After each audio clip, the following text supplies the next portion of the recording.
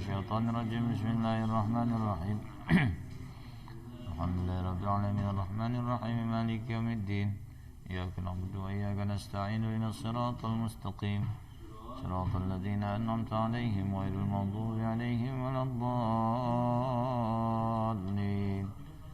آمين. قال المصنف رحمه الله تعالى ونفعنا به وبعلومه وأمد علينا بأسراره في الدارين آمين.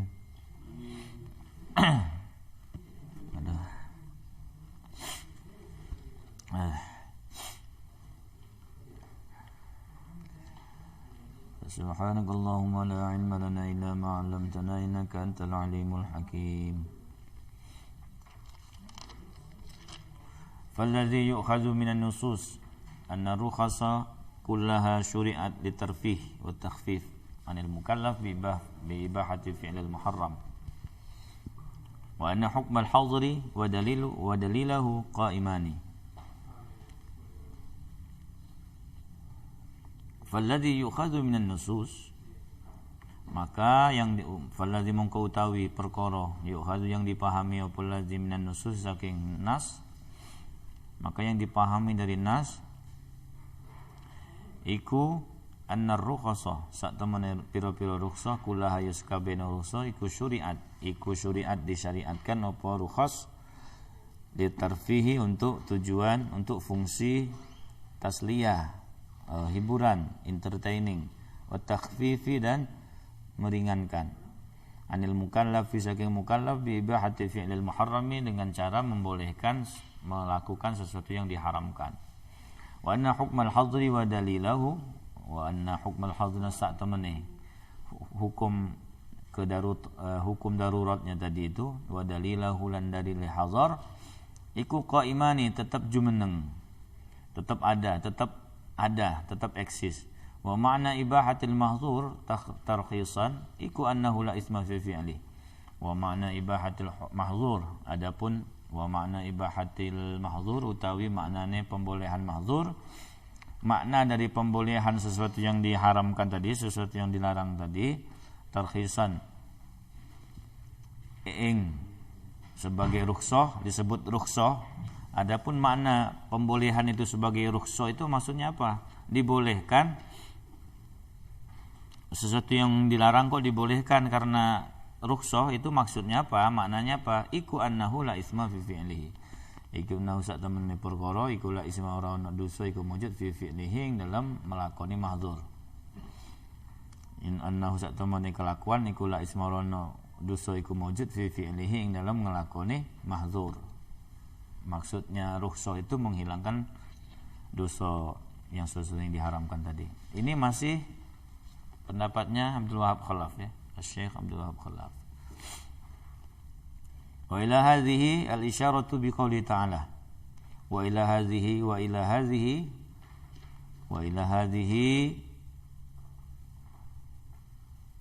al-isyarah wa ila hadhihi al-isyarah biqouli ta'ala fa inna Allah ghafurur rahim.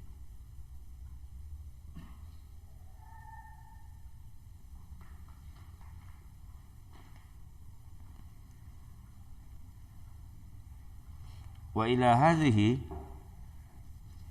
lan iku maring iki-ikilah makna ibahah itu maksudnya. Al isyaratu utawi petunjuk biqaulihi ta'ala. Maksudnya pemahaman ini itu diambil dari petunjuk biqaulihi ta'ala fa innallaha ghafurur rahim. Ayat fa innallaha ghafurur rahim. Duduknya kurang kurang simetris itu. Wes saiki.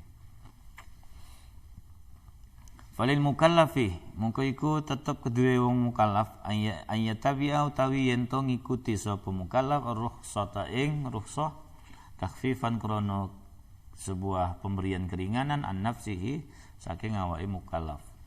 Walahu lan iku tetep kedue mukallaf dan dia punya hak untuk walahu lan iku tetep dadi hak mukallaf. Walahu iku tetep kedue mukallaf ayatabi'a utawi yen to ngikuti sapa mukallaf al azimata yang azimah, tetap melakukan azimah bisa juga, mau melakukan azimah ya boleh saja. Muhtamilan hale menanggung sapa hale menanggung ma ing perkara fiha kang ono ing kang iku ono ing ma ing perkara fiha kang iku ono ing dalem azimah min masyaqqatin saking kesulitan. Ya kalau mau nanggung resikonya, nanggung bebannya ya silakan lakukan azimah. Nek wis dikai rukhsah petang 2 rakaat enggak apa-apa, enggak 4 rakaat, tapi kalau mau melakukan 4 rakaat ya enggak apa-apa, enggak mesti harus dilakukan. Ini perspektifnya Abdul Wahab. Tapi kalau ulama Hanafiyah yang lidarurah itu isqat. Kalau yang karena darurat itu isqat, jatuh. Hukum asalnya itu gugur. Jadi yang harus dilakukan tuh rukhsahnya. Jangan ngambil yang azimahnya. Kalau ulama Hanafiyah. Kalau ini lebih fleksibel. Tapi untuk pola pemikiran sistematis dan rinci, rigid itu saya lebih condong ke ulama Hanafiyah. Tapi pemahaman yang enak diamalno ya pemahamannya Abdul Wahab. Enaknya begitu ya. Aku dhewe sing guyu juga ngerti ya. Sinyal hilang ya. Wis pas lucu-lucunya sinyalnya hilang ya. Jadi untuk pola pemikiran hukum, pola sistematika berpikir hukum, penulisan hukum, membagi kategorisasi itu ulama Hanafiyah dalam konteks ini tuh sangat rigid, sangat cakep gitu ya. Masya Allah gitu ya. Tetapi kalau dalam konteks melakukan sesuatu itu melakukan apa yang enak dilakukan tuh yang pendapatnya ulama pendapatnya Abdul Wahab Khalaf. Jadi enggak kabeh sing menurut awak dhewe iku bener terus sing dilakoni sing iku ya. Jadi manusia memang begitu ya nyari. Nek difikirkan enaknya yang ini, tapi untuk dilakukan yang lain gitu ya. Untuk dipacari yang ini, tapi untuk jadi istri yang itu gitu ya. Kayak gitu kayaknya. Siapa tahu yang pendengarnya juga ada kalangan milenial tuh. Nah, itu yang nyantol. Sing dibayangno sing dienggo pacar iku sing ayu-ayu, tapi sing dienggo bojo iku sing nurut-nurut ngono ya. Sing gak bantah-bantah ngono ya. Luar biasa ini. Masya Allah ya. Kenapa harus ada Masya Allah, Subhanallah, Alhamdulillah, wa la ilaha illallah, Allahu Akbar? Karena jadi kusbah itu lek kabeh-kabeh ketakjuban itu tidak diwakilkan dengan lafaz-lafaz itu, maka dia nggak jadi kekal. Jadi kita kalau mau jabatan, harta, ketakjuban terhadap sesuatu itu tuh semua itu tidak abadi. Yang abadi itu kalau ketakjuban ataupun situasi yang terjadi di dunia ini yang kita saksi, yang kita alami itu dipoles atau dipatenkan dengan kalimat itu tadi, Subhanallah, walhamdulillah, wa la ilaha illallah, wallahu akbar, wala haula wala quwata illa billahil aliyyil azim. Itu namanya wal baqiyatus shalihatu khairun 'inda rabbika sawaban wa khairun amala. Jadi dengan begitu rasional, kalimatani khafifatani 'alal lisan saqilatani fil mizan, subhanallah, habibatani lirrahman, subhanallah walhamdulillah wala. Rasionalisasinya di sana. Karena sing ngabut iku sing liyane lek awak dhewe ningali ketakjuban tapi ya cuman mengagumi gitu aja. Enggak ditasbihkan, enggak ditahmidkan. Nah, itu enggak jadi apa namanya ini? Enggak berat jadinya. Kalau berat timbangannya itu tadi karena kita langsung mengakui eksistensi Allah Subhanahu wa taala. Subhanallah walhamdulillah wala ilaha illallah wallahu akbar. Jadi ini ono perkara putus awake ngucap itu fungsinya ke sana salah satunya ya. Kalau doa makan, doa masuk pakaian, keluar masuk WC, keluar masuk rumah, masuk masjid, keluar masuk masjid. Nah, doa-doa hari-harian itu kadang-kadang salah kaprah wong ya. Iku dienggo doa anak-anak ya. Padahal doa sehari-hari itu ya wong dewasa ya kena, sampean mukallaf ya kena ngono ya. Jadi anak kecil diajarin doa makan, doa ini, doa itu. Dikiranya doa-doa harian itu doa untuk anak-anak ya. Mana ada orang dewasa juga itu. Pokok mukallaf kudu donga iku. Ya kudu donga maksudnya. Biar apa doa itu? Biar eksistensi komunikasi dengan Tuhan itu terjalin terus gitu ya. Luar biasa ini. Masya Allah ya, subhanallah, walhamdulillah, wala ilaha illallah. Dia pilihlah salah siji, subhanallah, alhamdulillah, gitu kan. Masya Allah.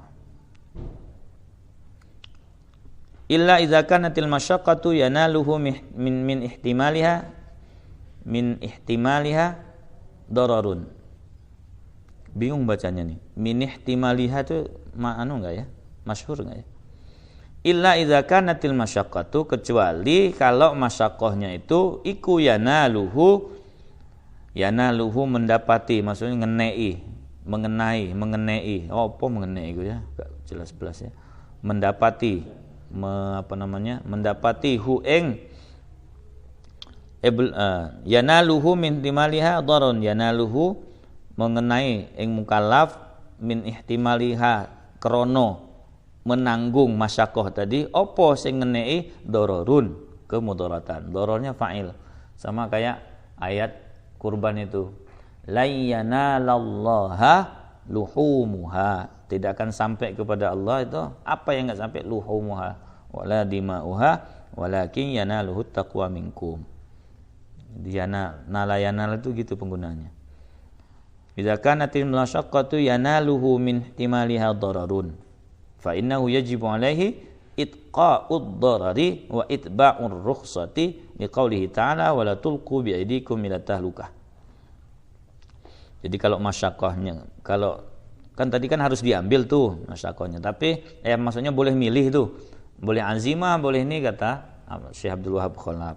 Tapi kalau masyaqqahnya itu justru menimbulkan bahaya, maka sebaliknya jadi wajib untuk dihindari masyaqqahnya, harus diambil yang rukhsah. Fa innahu yajibu, mongko wajib alaihi ing atase mukallaf apa itqa'ud darari, menghindari mudarat, wa idbar rukhsati, dan mengikuti rukhsah. Li qaulihi ta'ala wala tulqu bi aydikum ila tahlukah, gitu. Dalilnya itu. Dalil kita harus mengikut, jangan menceburkan diri kita ke dalam sesuatu yang membahayakan. Min ihtimaliha itu hamzanya hamzah wasol ya. Ada cerita lucu juga sih sebenarnya di Kasongan kemarin itu. Ustadz Asmuni namanya, Ustadz Asmuni. Assalamualaikum Ustadz Asmuni ya. Ya Hanus juga santri, ngaji juga, ngaji di masjid. Beliau ngaji juga ke saya. Makanya muridku saja nih. Kalau Al-Fatihah kan biasa tuh. Bismillahirrahmanirrahim. Bismillahirrahmanirrahim. Alhamdulillahirabbil alamin. Betul kan? Digabung ya. Ini tarawih Pak, alhaqumut. Bismillahirrahmanirrahim. Ilhaqumut takatsur katanya. Sepintas betul ya, sepintas sama kayak Al-Fatihah kan. Padahal hamzahnya hamzah qat'i. Alha yulhi ilhaan. Jadi gak bisa disambung. Harus qat'i, dia harus bukan wasol. Jadi harus hidup.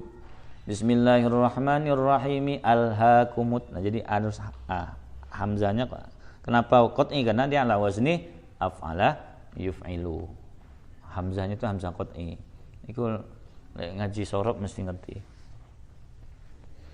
Hamzah qat'i. Kalau ini hamzahnya hamzah wasol. Tahu dari mana ini hamzah wasol? Karena ada wazannya ihtamala yahtamilu. Ihtamala yahtamilu itu hamzahnya hamzah wasol. Jadi bisa digabung. Cuman yang aku rodok bingung itu min kok bisakah jadi min ihtimal gitu. Min ihtimal. Nunnya itu i. Mestinya kan mina kan. Mina? Misalnya min ihtimal ya, mungkin bisa aja ya. Cuman enggak usum aja. Jadi Arab disambung itu min ihtimal ya. Tapi nek waca kitab itu enggak terlalu penting, Pak. Nek waca kitab, waca Quran penting. Nek waca ini enggak mesti. Sama kayak ini alaihi itqa'ud darar, atqa yutqi itqa'an ya. Ittiqa bisa, itqa aja lah. Wattiba, ittaba'a yattabi'u. Ittiqa bisa, ittaqa yattaqi. Fa innahu mongko sak temene kelakuan iku yajibu wajib alaihi ngatasé man opo ittiqa'ud darari bisa. Biar sama dengan ittiba. Ittaqa yattaqi ittiqa'an. Ittiqa'ud darari kalau atqa yutqi itqa'an. Wasol qat'i dia hamzahnya. ittiqa'ud darari iki nek ono tasdid iki ya bingung. Wattiba'ur rukhsati liqauli ta'ala. Harus menghindari dorar dan mengikuti rukhsah. Samain aja. Jadi kalau mau baca kitab itu, kalau satu dibaca dengan wazan seperti ini dan dua-duanya berpotensi bisa untuk dibaca dengan wazan yang sama, disamain aja gitu. Cara tradisi bacanya biasanya begitu. Biasanya coro moco niku ngono ini kan itqa bisa kayak itba nih juga bisa itba, tapi neng kene gak cocok di atba yutbi'u enggak. Tetapi cocoknya ittiba, mengikuti, mengikutkan kalau itba itu. Ini itqa. Jadi kalau ittiba ini sudah umum dibaca ittiba, maka ittiqanya itu pakai wazan ifta'ala yafta'ilu juga. Salah satu kunci membaca kitab tuh sesuatu yang diduduk, sesuatu yang sama-sama berpotensi bisa dibaca dengan wazan yang sama, pakai wazan yang sama. Sejauh sesuai dengan pola siyakul kalamnya ya. Wala taqtulu anfusakum, sama kayak ayat wala taqtulu anfusakum. Wallahu subhanahu wa ta'ala yuhibbu an tuttaba'a rukhasuhu. Wallahu subhanahu wa ta'ala utawi Allah iku yuhibbu seneng demen sapa Allah an tuttaba'a ing yen to diikuti apa rukhasuhu. Piro-piro rukhsahe keringanane Allah. Kama yuhibbu an tu'ta azaimuhu. Kama yuhibbu sebagaimana Allah juga suka an tu'ta ing yen to dipenuhi apa azaimuhu, piro-piro hukum azimahi Allah. Li'annahu subhanahu wa ta'ala ma ja'ala 'alan nasi fid dini min harajin. Allah tidak menjadikan fid dini dalam agama 'alan nasi yang atas manusia fid dini dalam agama min harajin saking kesulitan. Dan itu kunci rumus itu sebenarnya. Adamul haraj itu salah satu pola syariat kita itu, syariat Sayyidina Muhammad itu adamul haraj. Ya samalah kayak hadis yang dulu di tahun 2019 itu saya punya 2020 itu punya kan baca khatam Quran setiap Ramadan itu kan sudah sering ya. Dari sejak kita sanawiyah itu sudah punya kebiasaan menghatamkan Quran, baca Quran sampai khatam itu. Tapi membaca hadis sampai khatam itu belum pernah. Nah 2020 kemarin saya tahun ini enggak ada target khatamin Al-Quran. Nah akhirnya targetnya apa? Menghatamkan Sahih Bukhari. Wah kuwaya kan.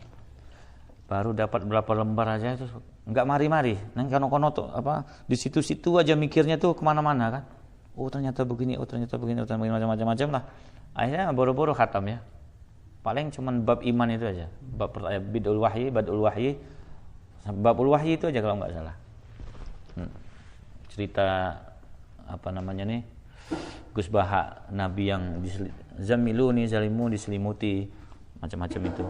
Nah, dapatnya di situ. Termasuk hadis innad dina yusrun, wa lan yushadda ad-dina ahadun illa ghalabahu, fasaddidu wa qaribu, wasta'inu bil ghadwati war rawhati wa syai'in minad duljah. Enggak populer ya hadisnya. Karena enggak masuk kurikulum sanawiyah atau aliyah dulu hadis ini. Katanya innad dina yusrun, sesungguhnya agama itu mudah. Nah, sesungguhnya agama itu mudah itu sama dengan yuridullahu bikumul yusra. Jadi sesungguhnya yang ditaklifkan kepada kita itu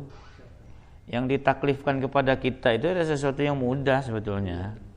Lek berat itu bagian dari lek sampai arep golek fadilah, golek keutamaan, arep ittiba'un nabi misalnya silakan. Kayak salat tarawih itu yang malam tuh isi qiyamul lail terus sampai subuh. Qiyamul lailnya itu orang sahabat sampai pakai tongkat tuh. Bersendenan itu nggo tongkat saking kudu qiyam nih lail. Ya waktu itu yang sing qiyam duduk awak ya. Liyane. Akibatnya karena gagal sudah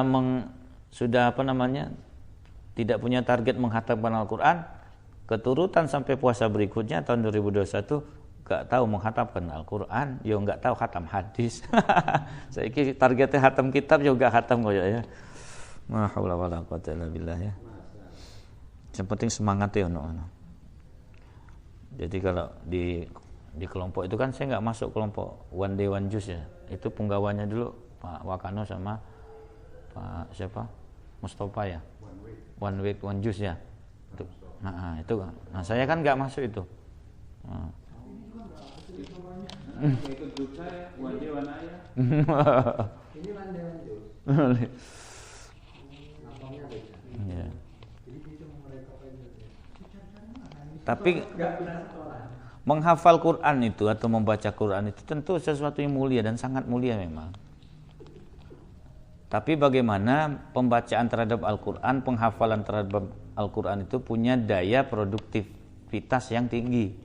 Dengan cara apa? Ya memproduksi pemahaman. Memproduksi pemahaman hukum dari situ, istinbat hukum dari situ. Diproduksi pemahamannya. Kalau menghafal itu mulia. Tapi bagaimana merefleksikan Quran kita itu sebagai sesuatu yang hidup di tengah kehidupan, sesuatu yang menjadi pedoman, ya harus dengan eksplorasi khazanah, kekayaan, ilmu, hukum semuanya dieksplorasi dari situ. Jadi selain menghafal Quran, menghatamkan Al-Quran, maca Quran, tartil Al-Quran, juga mengeksplorasi maknanya. Salah satunya instrumennya adalah usul fikih. The most yang paling canggih, kecanggihan berpikir hukum itu ditentukan dengan penggunaan instrumental usul fikih ini. Nek menurutku lah. Khazanah atau khazanah yang baku? Khazanah. KH itu bahasa baku Pak ya. KH sama SY Pak ya. Jadi Rina Sugiarto itu baku karena ada SSY.